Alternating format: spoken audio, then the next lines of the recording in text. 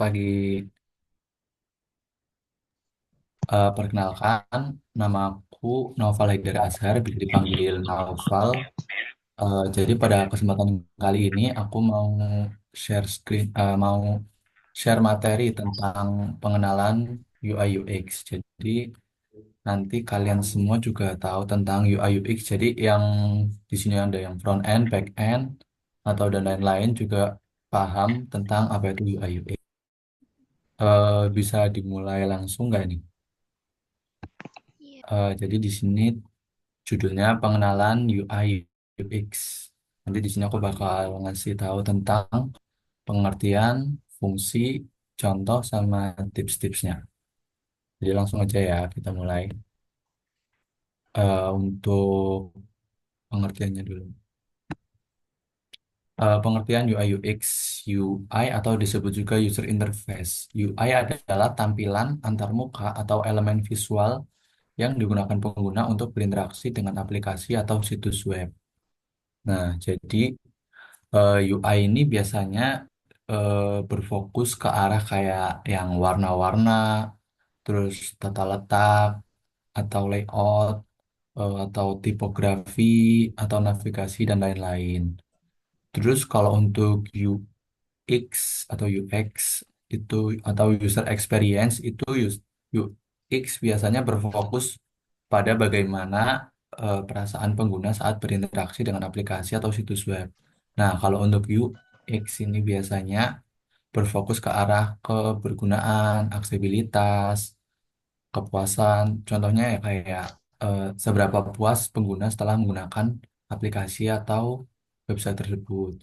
Nah, itu jadi salah satu tanggung jawabnya UI, UX atau user experience karena UX itu tugasnya untuk eh, berinteraksi antar dengan pengguna. Jadi begitu pengertiannya. Jadi terus untuk UI UX ini tuh berbeda dengan desainer grafis ya. Jadi jangan disamakan sama desainer grafis.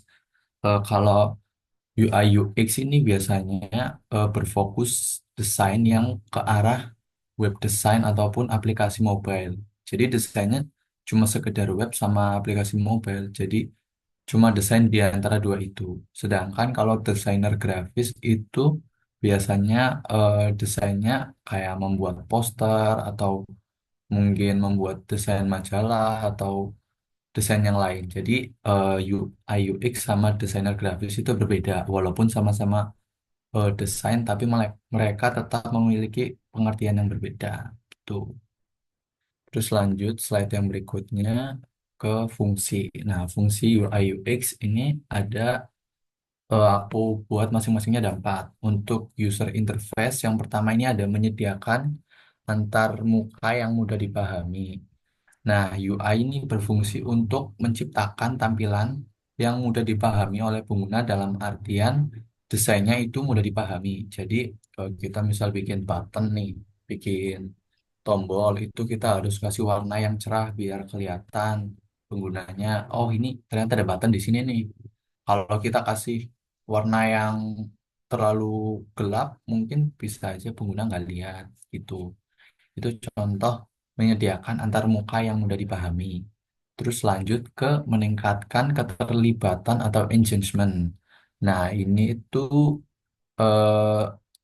maksudnya bisa menarik atau membuat pengguna merasa nyaman dan betah lama-lama menggunakan aplikasi atau web kita. Jadi, user interface juga fungsinya itu membuat tampilan yang gimana tampilan itu tuh nggak bikin kita pusing saat ngelihat. Jadi user yang pakai website atau aplikasi kita itu kalau pakai aplikasi ngerasa betah atau nyaman, jadi pengen lama-lama di aplikasinya terus gitu. Itu untuk pengertian yang kedua. Terus untuk pengertian yang ketiga, membuat navigasi yang efisien. Jadi di sini kita sebagai user interface itu harus membuat kayak tombol nih, misal kita buat tombol navigasi login. Nah, misalkan udah ada tulisan login nih, berarti nanti waktu diklik pasti masuknya ke halaman login. Jangan sampai masuk ke halaman yang bukan login. Jadi kan itu nanti malah mempersulit pengguna. Jadi maksudnya membuat navigasi yang efisien itu kita misal bikin tombol navigasi, loginnya berarti nanti masuknya ke page login gitu. Terus tata letak navigasi juga nggak boleh sembarangan. Misal di navbar kita bikin yang basic aja mungkin beranda, terus ada tentang kami, ada kontak, ada login. Nah, misal nanti di situ kalian mau bikin website e-commerce atau website online shop. Nah, itu di situ kalau navbar berarti nanti ada bisa ditaruh di brand, bisa buat beranda, terus eh, katalog sama mungkin kontak. Jangan sampai masukin kayak semisal nih beranda, terus nanti di sampingnya kategori barangnya misal apa nih, baju, terus celana dan lain-lain gitu. Jangan. Jadi tata letakan navigasi juga harus tersusun rapi biar pengguna juga makainya nggak bingung. Terus yang keempat ada menyajikan informasi secara jelas. Jadi kayak misal gambar, terus informasi kayak teks gitu. Misal tentang kami itu, semisal kita ngasih informasi tentang kami di bagian halaman tentang kami ya, menjelaskannya secara jelas dan rinci, jangan terlalu panjang. Misal kalaupun emang panjang, dibuat yang enak dibaca. Jangan sampai kita udah nulis panjang-panjang tentang kaminya, tapi ternyata penggunanya nggak mau membaca gitu karena saking panjangnya dan cuma teks doang. Jadi mungkin bisa dikombinasiin dengan gambar atau mungkin animasi atau GIF-GIF yang menarik gitu. Terus lanjut ke user experience. Yang pertama ini ada menyediakan pengalaman yang positif. Jadi maksudnya itu UX bertujuan membuat pengguna merasa puas saat menggunakan produk, yaitu dengan menciptakan pengalaman yang lancar, efisien, dan bebas hambatan. Gitu. Terus untuk yang kedua, mengoptimalkan alur pengguna atau user flow. Ini maksudnya UX itu memastikan alur pengguna aplikasi atau situs web dirancang dengan baik. Semisal bikin tadi website e-commerce ya. Misalkan di halaman beranda kita udah nampilin eh, ada produk celana nih, kita mau check out celana. Nah, ini dibikin kalau dari sisi UX-nya ini itu eh, kita bikin alurnya setelah kita klik celana ini nanti bakal ke halaman mana sih? Apakah ke halaman check out atau ke halaman detail barang dulu, atau kalau misal ke sukses pembayaran langsung kan nggak mungkin. Berarti ya dibikin dulu yang udah pasti klik ya, nanti mungkin ada foto, terus ukuran, terus warna dan lain-lain. Terus mungkin ada ulasannya juga di bagian deskripsi. Nah, terus nanti pas di halaman deskripsi itu mungkin ditambahin button untuk check out. Jadi nanti di halaman check out pas diklik pindah ke halaman check out, yang dimana halaman check out itu isinya ada ngisi alamat, terus nama, nomor, terus juga mungkin bisa masang ongkir atau diskon promo dan lain-lain kayak gitu. Itu untuk contoh pengoptimalan alur pengguna atau user flow. Jadi jangan kalau bikin alur website atau aplikasi pun juga nggak boleh sembarangan supaya kita kalau buat user juga nggak kebingungan waktu menggunakan aplikasi atau website kita. Terus yang ketiga ada menguji dan mengoptimalkan produk. Ini maksudnya UX itu juga melibatkan pengujian produk dengan pengguna nyata. Biasanya ini tahap buat testing. Jadi eh, waktu kita udah desain ini udah jadi semuanya, kita itu nggak boleh langsung nyerahin desainnya ke tim developer gitu. Jadi kita harus testing dulu apakah ini alurnya udah bagus tadi, user flow-nya udah bagus, apakah tombol-tombol penempatan tombolnya udah bagus, apakah warnanya udah cocok, apakah websitenya ini atau aplikasinya bisa meningkatkan branding sebuah perusahaan atau enggak gitu. Jadi kita harus testing dulu. Biasanya sih kalau aku ya testingnya ke teman ya teman yang ada di sekitarku itu dicoba buat nyoba desainnya dijalankan. Apakah mereka waktu pakai desainnya kebingungan atau enggak? Kalau semisal kebingungan, itu perlu dicatat di bagian mana aja, terus kita perbaiki. Tapi kalau semisal eh, sebagai testing, waktu testing itu udah lancar, nah itu mungkin bisa dilanjutkan ke tahap development atau dibuat aplikasinya atau websitenya gitu. Terus yang keempat yaitu ada meningkatkan aksesibilitas. Nah, meningkatkan aksesibilitas ini maksudnya kita harus membuat web atau aplikasi ini bisa digunakan untuk semua orang. Contohnya kayak orang yang berkebutuhan berkebutuhan khusus kayak disabilitas. Itu jadi kita harus bikin web atau aplikasi yang bisa diakses oleh semua orang. Jadi nggak cuma orang-orang yang badannya sehat, yang badannya normal yang bisa akses web atau aplikasi ini. Justru sebagai UX kita juga harus bisa membuatkan aplikasi atau web yang bisa digunakan oleh orang yang berkebutuhan khusus itu. Jadi itu untuk pengertian fungsi UI atau UX gitu ya. Terus lanjut ke slide berikutnya yaitu ada contoh studi kasus UI. Nah, ini di sini aku udah nyediain ya. Contoh ini ada website dengan navbar ada empat jenis ya, ada home atau beranda, about, terus di sini ada kontak, terus ada login. Nah ini sebelum didesain ada empat aksi home, about, kontak, login, yang mana semua warnanya itu biru semua dan di situ ukurannya besar-besar semua. Nah terus setelah didesain menggunakan teori UI dan UX-nya jadi berubah seperti yang ini yang sebelah kanan. Nah, di sini apa sih bedanya sama yang kiri?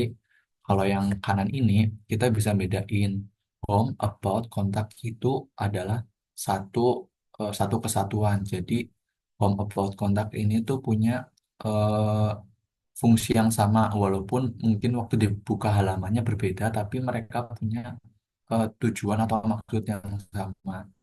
Sedangkan login itu kan pasti berbeda aksinya nanti. Kalau home about kontak mungkin kan user nanti bakal baca nih tentang web atau aplikasinya. Tapi kalau login kan berbeda. Login harus melakukan aksi kayak masukin email, password, nomor telepon, nama, terus konfirmasi email sama nomor telepon juga. Nah, itu kan berarti ibaratnya di bagian navbar ini ada dua jenis tombol atau CTA atau call to action ya kalau bisa disebut itu call to action. Jadi ada dua jenis. Yang pertama itu tentang home about kontak yang cukup dibaca aja udah cukup. Terus yang kedua ada login yang dimana waktu diklik ini nanti bakal eh, pindah halaman dan melakukan sebuah aksi untuk masuk ataupun mendaftar akun itu. Jadi ini bedanya bisa kelihatan ya. Di sini juga bisa dilihatkan lebih enak desainnya walaupun nggak ada warnanya, mungkin bisa dikombinasiin dengan hover saat pindah pindah ini ada backgroundnya itu bisa dikombinasiin gitu. Jadi kalau yang di sebelah kiri kan ini sama semua nih, jadinya kan user kalau yang awam pakai web itu pasti taunya oh empat tombol ini sama nih punya aksi yang sama, jadi kita klik mana aja sama pasti hasilnya sama aja gitu. Jadi kita harus bedain juga mana sih fungsi yang user cuma buat baca doang dan mana fungsi yang mana nanti user bakal pakai buat melakukan sebuah aksi gitu. Terus lanjut ke halaman selanjutnya. Ini untuk contoh studi kasus yang UI ya. Terus ini lanjut ke yang contoh studi kasus yang UX. Nah, di sini ada dua jenis desain. Udah aku buat. Oh, yang pertama yang di before ini ada 4 foto produk. Ya, di sini aku nulisnya produk kami sebagai contoh aja ini kayak web. Ibaratnya website e-commerce atau online shop di sini ini ada produk-produknya di sini ini kan kita bingung nih di sini produknya ada 4 terus eh, ini yang satunya apa ini gambarnya kepotong bisa dibuka apa enggak. Nah ini kan kita kalau sebagai pengguna yang nggak tahu apa-apa yang awam pasti mikir di sini cuma 3 gambar doang yang bisa dibuka sedangkan gambar yang keempat ini nggak bisa dibuka karena kepotong, terus juga mungkin ada yang nganggapnya ini cuma gambar kepotong doang gitu. Padahal enggak, padahal pas digeser harusnya itu ada halaman lain gitu. Nah, terus setelah didesain pakai teknik UX atau user experience, maka dibuatlah di sini ada titik dua ini di sini itu gunanya untuk menandakan kita lagi di halaman pertama nih. Jadi nanti bakal ada halaman kedua selanjutnya yaitu di foto keempat ini dan di foto keempat ini dibikin opacity-nya mungkin diturunkan menjadi 50% atau setengahnya. Jadi waktu lihat fotonya kan ada empat nih. Kita bisa lihat di foto keempat itu belum terlihat jelas. Jadi user masih ibaratnya user masih kepo. Apa sih ini foto keempat? Kok gambarnya kepotong gini terus juga kurang jelas kan nanti pasti user bakal ngeklik tombol yang slide ini yang geser. Jadi nanti waktu digeser itu bakal ganti halaman yang isinya ada foto keempat itu. Nah, gitu. Itu untuk yang teknik UX. Jadi UI sama UX itu berbeda ya. Kalau UI itu biasanya UI itu lebih ke tampilannya kayak warna, terus tata letak, tipografi, dan lain-lain. Sedangkan kalau UX itu lebih ke alur atau aksinya. Kayak gitu ya. Bisa dipahami ya. Terus lanjut ke yang kesimpulan. Nah, kesimpulan dari UI ini atau user interface itu gunanya ternyata untuk membuat tampilan antar muka yang menarik, mudah digunakan dan intuitif. Nah, ini eh, fungsi UI itu jadi bikin tampilan semenarik mungkin dan sebagus mungkin agar pengguna melihatnya itu enak dan mau betah-betah lama di website atau aplikasi yang telah kita buat. Terus kalau UX atau user experience ini merupakan pengertian dari menciptakan pengalaman keseluruhan yang positif, efisien, sesuai kebutuhan pengguna. Jadi ya, fungsi UX ini gunanya untuk membuat website atau aplikasi alurnya juga tidak berjalan dengan rumit, tetapi tetap mudah dipahami oleh user ataupun pengguna. Jadi gitu. Fungsi UX itu sama UI berbeda. Kalau UI untuk yang tampilan mukanya, tapi kalau UX itu lebih ke fungsi, ibaratnya gitu ya. UI untuk uh, tampilan, kalau UX itu untuk fungsinya gitu. Jadi gitu untuk kesimpulan UI dan UX-nya. Terus lanjut ke tips ya. Tadi kan udah pengertian, fungsi sama contoh. Sekarang lanjut ke tips menjadi desainer UI UX. Ini berdasarkan pengalamanku aja ya. Yang paling basic banget sih kalian harus pahami prinsip dasar desain website atau aplikasi itu kayak gimana. Jadi kita juga kalau bikin website itu nggak sama dengan kayak bikin poster ataupun eh, bikin majalah atau buku dan lain-lain. Jadi berbeda ya website itu biasanya punya standar sendiri dan aplikasi juga punya standar sendiri. Jadi jangan disamakan kalau UI-nya web sama aplikasi itu sama gitu. Terus yang kedua, pelajari alur pengguna atau user flow. Kalau kalian belum mudeng sama alur pengguna atau user flow ini, kalian bisa coba aplikasi-aplikasi yang sudah kalian download. Ya, contohnya kayak Zoom ini sendiri. Zoom kan pasti banyak tombol-tombol waktu diklik bakal pindah halaman. Nah, itu waktu pindah halamannya itu juga harus disesuaikan dengan nama buttonnya. Semisal waktu Zoom kan ada tulisan join meeting. Kalau klik join meeting pasti kan bakal eh, ke halaman join ataupun gabung. Nah, itu fungsinya alur pengguna itu di situ. Jadi kalau semisal tulisannya join meeting ya join meeting, jangan tulisannya join meeting pas diklik malah keluar aplikasi. Itu kan salah. Berarti kan kalau keluar aplikasi harusnya tulisan dari button atau tombolnya itu adalah keluar aplikasi gitu. Terus kuasai tools desain. Nah, desain di sini kan banyak juga tools software-software untuk bikin desain web ataupun aplikasi mobile. Jadi nggak cuma sekedar di sini kan aku pakai Figma. Jadi nggak sekedar cuma pakai Figma, pakai Adobe XD juga bisa atau pakai yang lain-lain juga bisa. Tapi kalau memang untuk basic dan masih belum tahu banyak tentang desain website ataupun mobile, bisa pakai Figma sebagai eh, contoh apa? Sebagai alat belajar untuk awal-awal sebagai desainer UI UX. Terus yang keempat, pahami kebutuhan pengguna. Jadi semisal di sini kita bikin website eh, ini deh online, tadi online shop ya dilanjutin lagi. Bikin website online shop. Apakah kita perlu menampilkan halaman tentang misal berarti apakah perlu menampilkan halaman kayak siapa aja yang buat, siapa aja UI UX-nya, siapa aja front end-nya, itu kan nggak perlu karena kan tujuan dari website online shop itu adalah untuk berbelanja. Jadi fungsi-fungsi yang sekiranya nggak butuh ditampilkan itu yang nggak usah ditampilkan karena itu bakal membuat websitenya malah jadi memiliki fokus yang banyak. Jadinya nanti user kan nggak bakal mudeng nih. Ini website sebenarnya untuk memperkenalkan perusahaan atau untuk belanja sih gitu.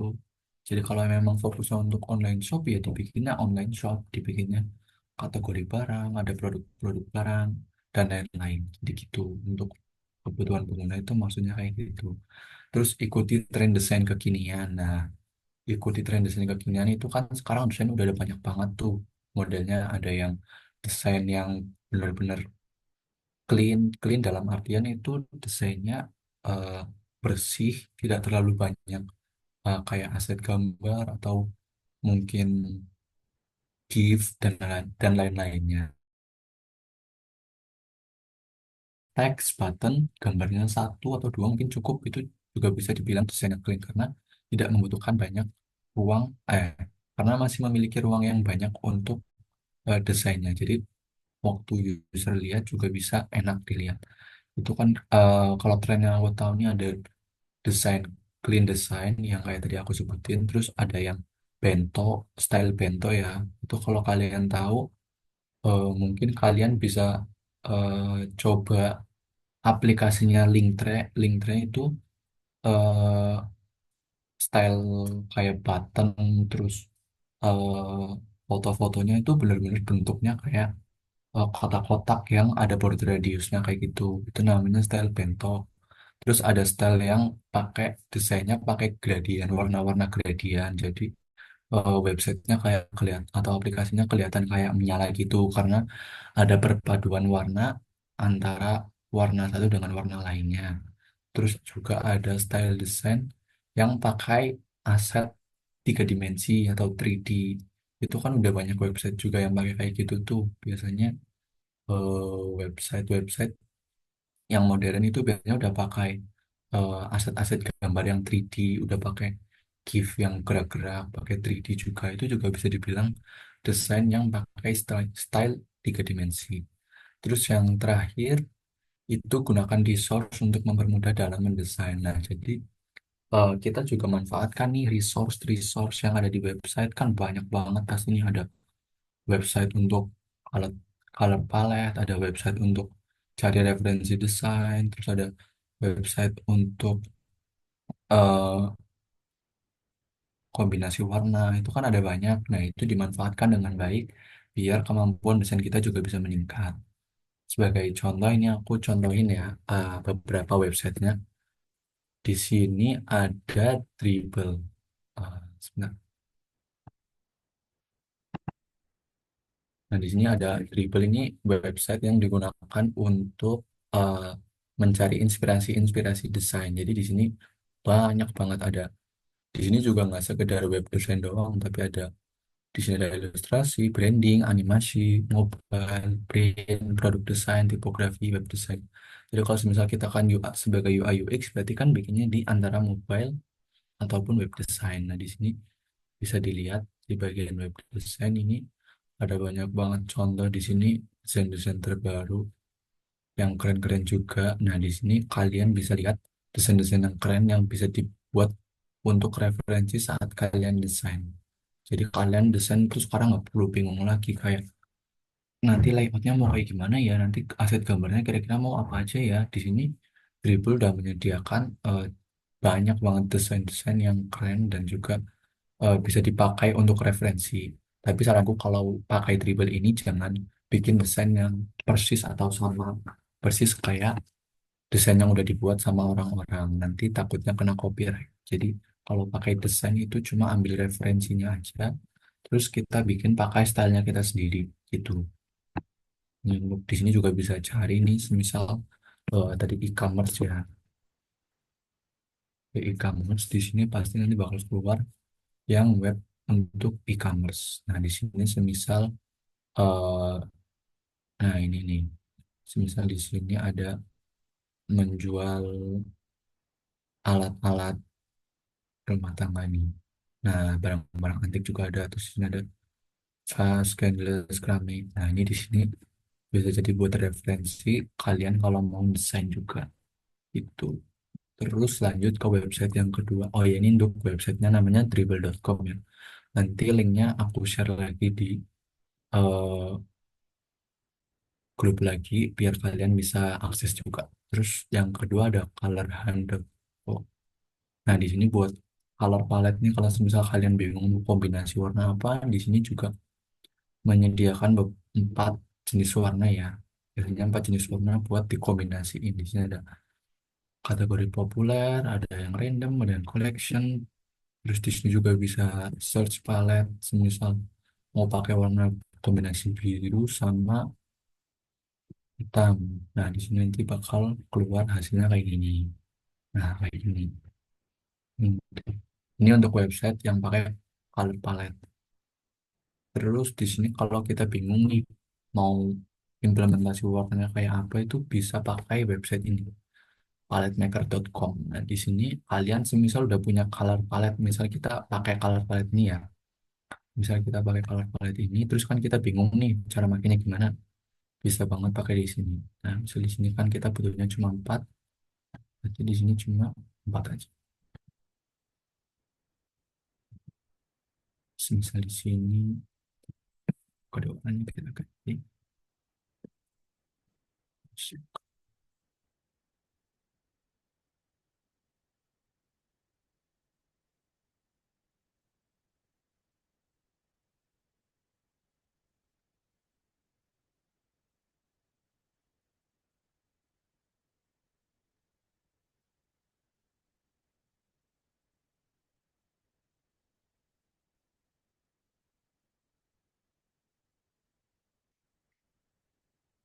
Nah, di sini misal kalian bingung cara pakai kombinasi warnanya gimana, bisa pakai website ini buat referensi ataupun bikin websitenya. Di sini juga bisa disetel untuk web mobile atau UI. Di sini juga banyak referensinya. Nah, terus di sini ada website Freepik juga. Nah, Freepik ini website yang digunakan untuk mencari aset-aset gambar. Misal kita mau cari destinasi di sini, bisa disetel mungkin untuk mau foto, berarti foto. Sebentar, destinasi.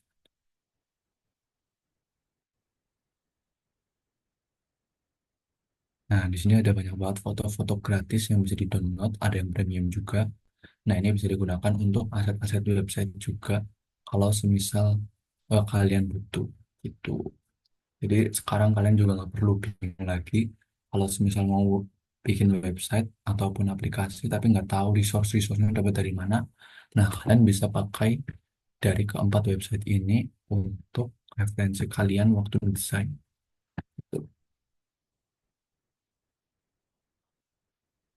Terus penutupan, kamu selangkah lebih maju menjadi desainer UI UX. Nah, setelah kalian mengikuti eh, pembelajaran pada pagi ini, kalian pasti ada ilmu sedikit tentang bagaimana jadi UI dan UX yang baik. Nah, gitu. Jadi kalau semisal ada pertanyaan, bisa tanya di bawah ini eh, nomornya ataupun Instagramnya boleh banget tanya. Kalau semisal kalian nanti bingung bagaimana jadi UI UX lebih lanjutnya lagi, kalian bisa tanya ke nomor ataupun Instagram yang telah tertera di bawah ini ya.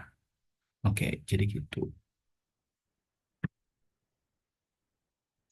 Nah, gimana?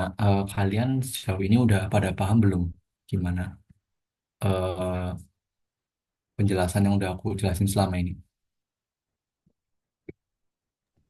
Paham Insya Mas. Allah, insya Allah paham. Nah, itu bisa jadi referensi kalau semisal kalian juga mau desain tapi bingung, pakai cara-cara yang udah aku ajarin juga bisa. Itu mungkin itu dulu. Ada yang mau ditanyain nggak ini sebelum diakhiri? Mau nanya Kak. Oh iya boleh. Silakan tanya Pak Rudi. Oke. Kalau Jadi kan eh, kan ada apa? Ada part untuk user testing kan. Itu kan iya. kita prototipe kita kan langsung dijalankan sama end user, calon end user kita. Nah itu normalnya dalam user testing itu usernya itu berapa ya? Bagusnya itu. Oh, kalau bisa sebanyak mungkin. Jadi kalau user testing itu pakainya banyak user. Kalau mungkin bisa dapatnya 10 ya 10 atau mungkin emang bisa dapatnya cuma 5 ya nggak apa-apa. Tapi kalau bisa itu emang banyak. Jadi nanti kalau semisal ada kesalahan kita bisa tahu kesalahan misal penempatan buttonnya salah. Itu kan kita bisa tahu berapa banyak orang yang ngeklik di button yang salah ini gitu. Jadi semakin banyak pengguna semakin gampang juga buat ngerevisi desain ataupun tampilannya kayak gitu. Kalau untuk minimal maksimal sih nggak ada itu bebas ya. Tapi kalau memang seadanya 3 4 nggak masalah. Tapi kalau emang bisa lebih banyak lagi, lebih bagus lagi yang banyak. Gitu. Terus lanjut ini naik. Mau tanya apa ya? Boleh. Ini. Jadi kan kalau tadinya desain itu kan si semua apa ya namanya tuh fungsinya harus ada ya. Ya, Aku benar. pembuatan skripnya nih apa semuanya tuh elemen yang semua ada di desain kita tuh bakal ada apa ya maksudnya ada di skripnya gitu loh. Semuanya ada. Kalau fungsinya sih sebenarnya ya ngikutin standar website sama aplikasi aja. Kalau semisal website ya berarti yang penting kita menampilkan eh, button-button sama eh, tampilan kayak informasi yang jelas. Jadi nggak perlu ribet-ribet juga. Nah, kalau untuk aplikasi mungkin bisa lebih banyak di bagian bikin fungsi-fungsi tombolnya. Jadi waktu pakai aplikasi pun nggak perlu pakai tombol back untuk kembali ke Bali atau tombol yang lainnya. Jadi kita kalau bikin website atau aplikasi itu harus menyediakan tombol yang bisa kembali ataupun ke halaman selanjutnya kayak gitu.